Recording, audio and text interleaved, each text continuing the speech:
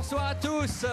Accompagné par le Paris Jazz Big Band, je vous annonce une grande soirée avec les plus grands musiciens français et internationaux de jazz.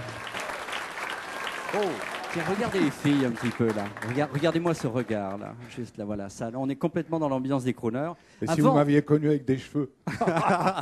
Avant d'entrer dans l'histoire des crooners dans la fin des années 20, le début des années 30, comment un fils de garagiste de la Porte de Pantin, comme vous, à l'époque où tous vos petits copains comme Eddie Mitchell aimaient le rock'n'roll, comment vous êtes passionné pour ça?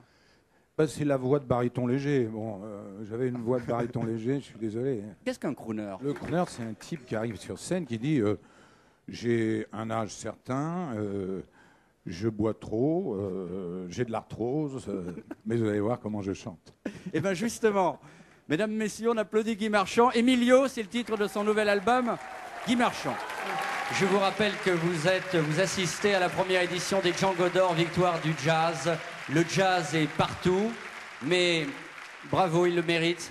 Souvenons-nous quand même que le jazz est d'abord afro-américain. Et là, j'ai une phrase de Sidney Bechet qui me revient. Sidney disait que l'on joue à Tunis ou en Italie. Il ne faut jamais oublier le tambour de Congo Square ou le chant qui s'élève au-dessus des plantations.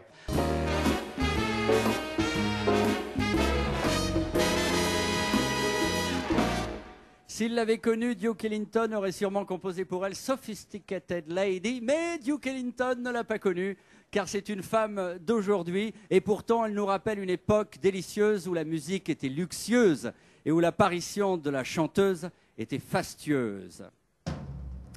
Pour son grand retour au Méridien, nous sommes très heureux d'accueillir ce soir The Lady of Swing and Romance, Miss Didi Bridgewater. On change d'époque, des têtes nouvelles apparaissent, de nouveaux crooners, de nouvelles crooneuses et de nouveaux rythmes. Ce sont les grands romantiques et les félins des années 60. Dans la fin des années 60, l'Amérique est choquée par la guerre du Vietnam.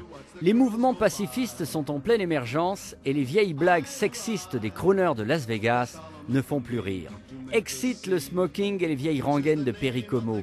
Et vive l'amour libre et le flower power. Comme le chante Bob Dylan, les temps changent. It was a dream for us. C'était un rêve, merci beaucoup. Vous l'avez fait. Merci beaucoup. Merci Joanne Pickens, World Song. Oui, alors bon, c'est un peu improvisé tout ça parce que c'est pas, je vous l'ai dit, hein, c'est pas une cérémonie, c'est une fête, c'est une affaire de famille ce soir et vous êtes là, famille des amoureux du jazz.